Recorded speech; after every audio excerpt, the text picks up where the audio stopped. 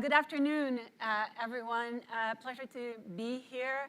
I'm going to talk about how the channel strategies are transforming. And if you're wondering, well, they've always transformed. You're probably right. I remember 10 years ago when I started working in a channel, the cloud was becoming relevant.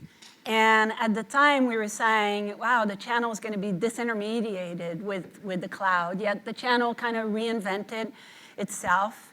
And, it just will keep doing this. I believe the channel is super relevant. But the last 2 years, obviously, have kind of accelerated that transformation in a channel. And I think it's important to understand, what are some of the key elements that have accelerated this transformation. So I'll focus specifically on 4 of them. Now I'm wondering if I have the right clicker. Yes, okay, we're good. So I'll focus on 4 trends that have influenced the transformation that's going on in the channel. So the first one is the business needs are changing, right? Every single enterprise, big or small, has had to reinvent its customer experience in the past 2 years as a result of the pandemic, and it's had to reinvent its experience into a digital customer experience. And that has resulted in an increase in digital and cloud strategy at the enterprise level. Again, big or small. For big enterprise, it's mandated out of the boardroom, and it's essential if you're going to deliver a digital customer experience. And as a result of that, we've seen an increase in digital and cloud spend. Over $200 billion in spend last year. And Gartner reported that spend has increased at the enterprise level on average by 5%. So companies are spending 5% more than they did in the past. Now we're also seeing a shift in the spend away from telecommunication into mobility and cloud services. And that's a really important one because we've had dedicated channels that have focused on telecommunication solutions for years. And these channels are basically looking at their spend decreasing, their competition increasing, and therefore they're looking at opportunity to expand across other channels. So that's one important element that is forcing the channel to transform.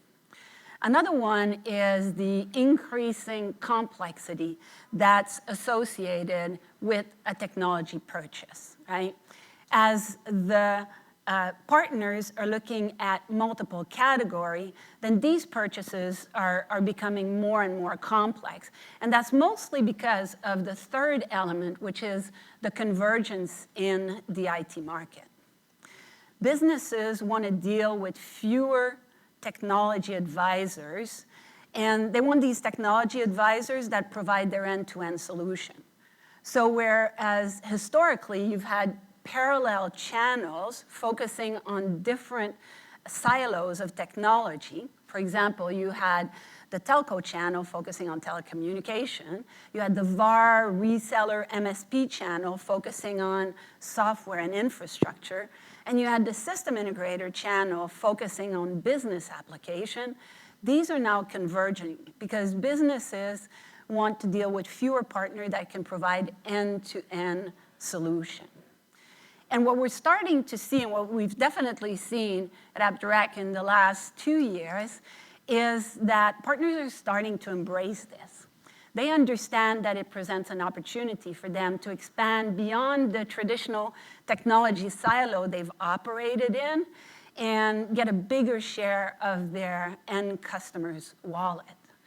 And while that's delivering a value proposition for that end customer, it's certainly bringing some of the complexity of the purchasing process from the end customer to the technology advisor. And I'll talk a little bit more about that in a second.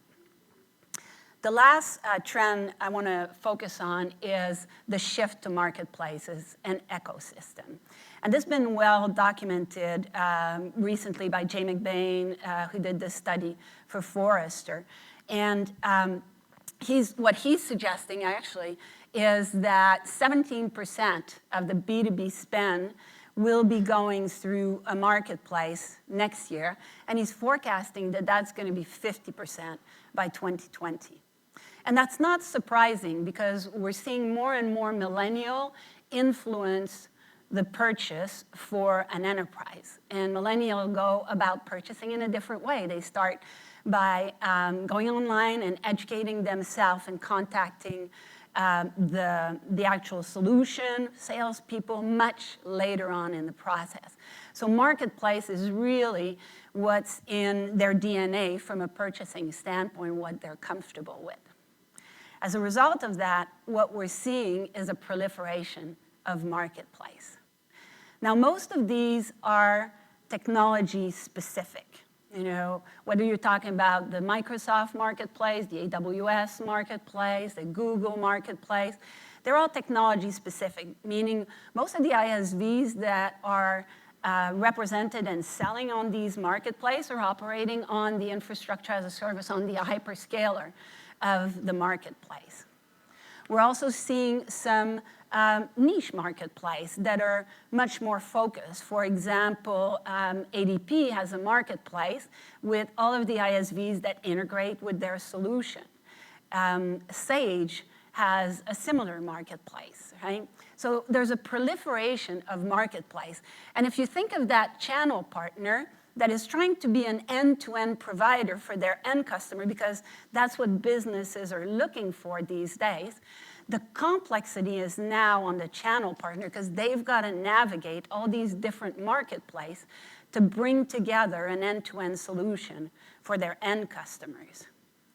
And we believe, and we've certainly invested this way, that the real solutions for the channel, and we're seeing channel partners embrace this, is technology-agnostic, multi-category marketplace. These basically bring together solutions from different categories: telecommunication, software, infrastructure, could be devices, could be mobility, right? They bring together all of these solutions within one catalog, one marketplace, and they basically are technology agnostic. They really provide an ecosystem that is independent of the technology that the ISV is running on. That's certainly what we've invested behind, and that's what we believe the market needs, because as this shift is happening, you can see the representation here on this slide. From a business, you know, they went from dealing with multiple partners. Each of these partners focus on different silos of technology, to an environment where they want to focus on a single partner, but that partner now is dealing with that complexity unless they can get to operate on a technology-agnostic, multi-category marketplace, right? We believe that this solves the supply chain problem for the partner. We think that that's also, you know, a real value proposition for all of you that are providing technology solutions, because it does provide you a path to channel partner that is automated via API, but that allows you also to have access to channel partners that are building these more complex solution that requires integrating multiple components of software or technology elements together. So we've focused on that at AppDirect, and AppSmart is basically a B2B technology ecosystem, and it is powered by the AppDirect platform. But the reason I bring us up as an example is because I believe that one of the key elements is the ability to be multi-category. And that's really unique in the marketplace, because most marketplaces that are technology agnostic are not multi-category. They still reflect the old channel. The old channel had silos in technology. The transformation of the last 2 years is forcing us into a multi-category environment.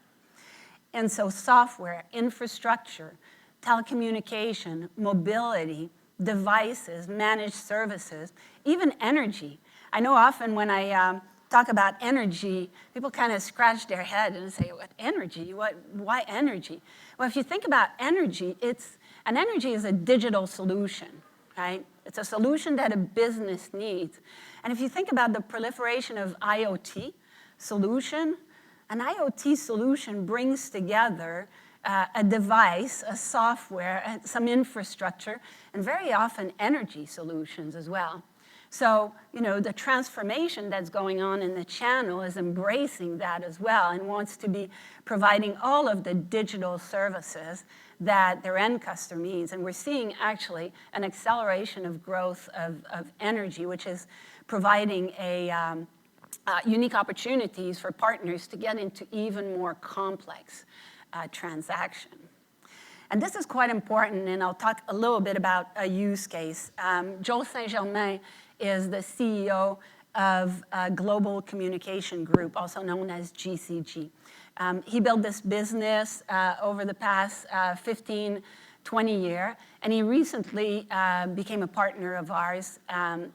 He basically was trying to solve a fundamental problem.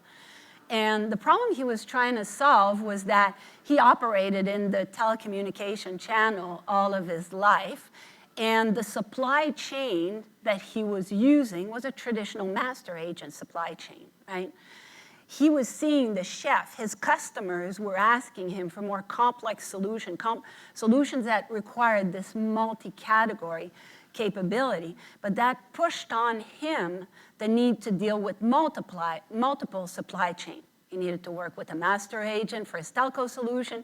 He needed to go to a distributor for his software, and that became a very complex value proposition, right?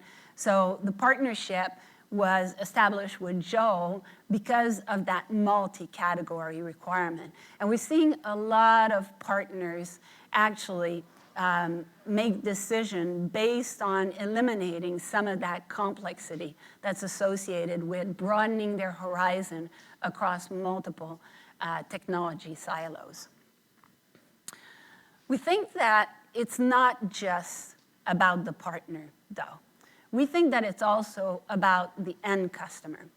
And if you are a technology provider, you know very well that it's not just about how you distribute your solution in market, but it's about the experience your end customer is getting. Because at the end of the day, it's about getting loyalty, it's about the end customer using the solution, and that's what ensures that long-term value of the relationship. And so we think marketplaces have to evolve, right? Marketplaces today are really all about the transaction, right? They're enabling a channel partner or an end customer to place an order, to provision a solution, or to manage that solution ongoing, meaning add seats, reduce seats, or to get invoice for that solution. And we think that that's an important part of being a technology-agnostic, multi-category marketplace, right? That's kind of table stake. You need to have that functionality. But you also have to create a value proposition for that end customer in order to ensure that loyalty of the end customer. And a few of the examples are shown here on this slide, which are really an extension and transforms that marketplace from a pure transactional marketplace to an experiential marketplace where that end customer is engaged, right? They can have all of their employees access your solution via single sign-on. You have search capability across multiple apps. When was the last time that you actually, as a user, remembered an interaction with a customer or with a colleague, and you couldn't remember? Was it in Slack, or was it in email, or was that actually in Salesforce, right? Imagine having capability to search across all of your app, right? Those are the types of features that are essential in terms of creating an environment where the end customer is adopting the solution and is getting value from it. So we believe that the marketplace can no longer be just transactional. They've also got to be experiential and think about the needs of the end customer. And that's a massive shift as well that we're seeing in the channel. And an example I'll give you is another use case with Steve Olson, who is the CEO of PSI Network. Again, Steve built his business more than 20 years ago, and he provided initially telecommunication solution, network solution for his end customer. And what he realized was that what made or break his company was the retention, right? He invested a ton of money in building the relationship with his customer, and for him, that retention was key. But as a channel partner, you only had a limited interaction with the end customer, and it was really more about the relationship. And he wanted to go beyond that to truly differentiate. And he partnered with us because of the experience that we could deliver for the end customer. So this is another example of a shift that we're seeing in the channel as a result of reinventing really the partners. So in closing, I think that this shift that we're seeing in a channel is fascinating. One, as partners are looking at expanding beyond their silos of technology, they're asking their question, am I all in for this transformation? And as a result, we're seeing some consolidation in the market. We've seen a ton of consolidation, whether it's the telco agent market, the VAR reseller channel, or the SI. And I think we're going to continue to see this. Any shift become a compelling event to ask yourself, is it time for me to exit, or is it time for me to invest in a new area? So that's a key element we're seeing. We're also seeing a lot of investments coming into the channel. Private equities are coming in the channel. And I think these two components are going to result in channel partners that are stronger, that are bigger, and that have that capability of being an end-to-end provider. We've been talking a lot about, for years about a channel partner being a trusted advisor. I think we've never been as close to that vision as we are today as a result of this consolidation, as a result of this funding that's coming into channel partner, and as a result of these channel partner being bigger and multi-category. So it's a super exciting time, I think, for us in a channel. And if we were to talk today about the disintermediation of channel, I would still be on the side that says it's not going to happen, right? And we continue to see studies that demonstrate, either at the end customer level, that they get value when they're buying through a channel partner. But the key element to remember as the channel is evolving is that they're looking for a differentiation, right? Their differentiation can no longer be just that they provide access to technology. They want to present an experience overall. They care about the customer retention, as I'm sure all of you do.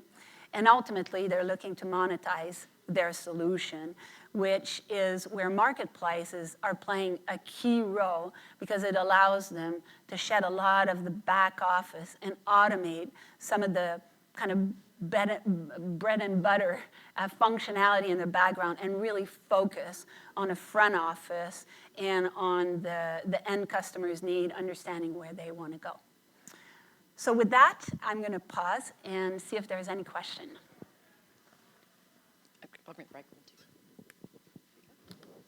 So thank you, Renee. Consolidation, you're talking about consolidation of the tech stack. What is driving that at the end user level? Why do they want that consolidation? Well, think about like 10 years ago.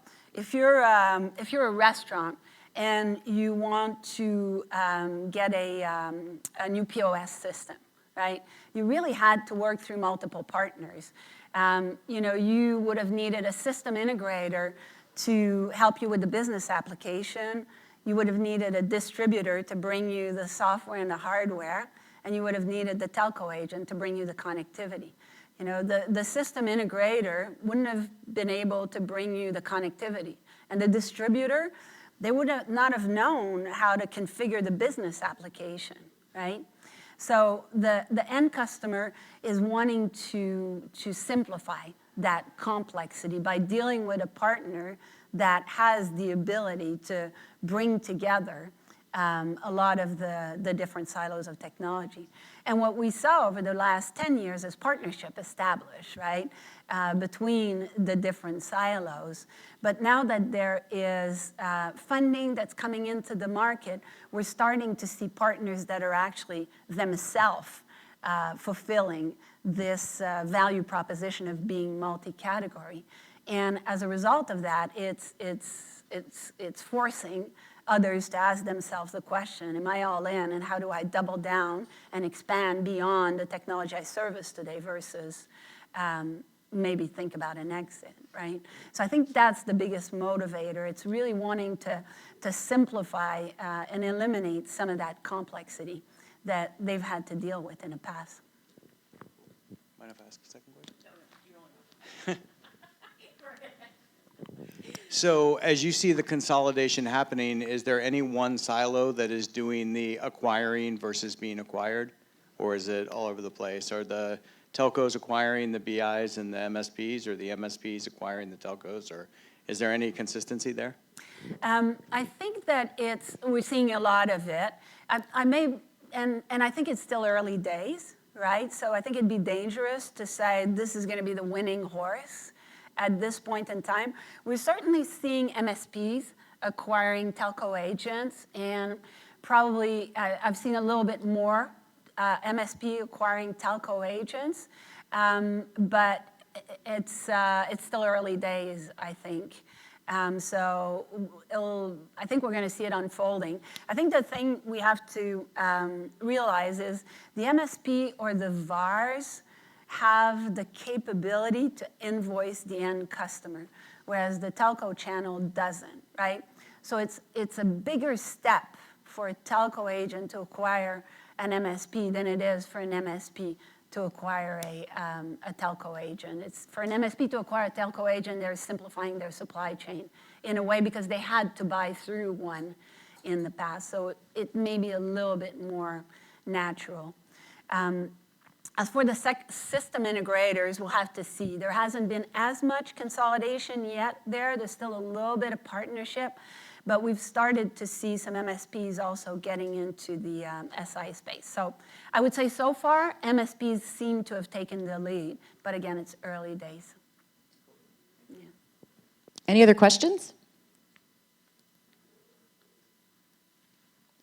Excellent. Well, that was really great, Renee. And it's interesting. I just came from Channel Partners in Vegas. You probably were there. Yeah. And you're dead on. It's like, we've been talking trusted advisor, TSB, and that evolution, but I feel like it's really now, through things like this, becoming more of a reality.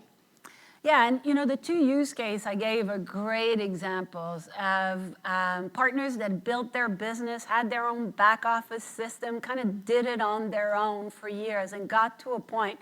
And we're several millions of dollars, you know, in business, tens of millions of dollars in business, and all of a sudden realize that, you know, the next step of growth for them is to pick a partner that can basically handle that supply chain, that back office, and give them the capability to go to market differently with an e-commerce platform that's got that multi-category capability. And I think we're going to see more and more. We're certainly betting on it. That's why we've developed the technology over the past 13 years. But we certainly saw a lot of that at Channel Partner. You're right. Any other questions? All right. Thank you, Renee. Let's Thank give you. Renee a hand.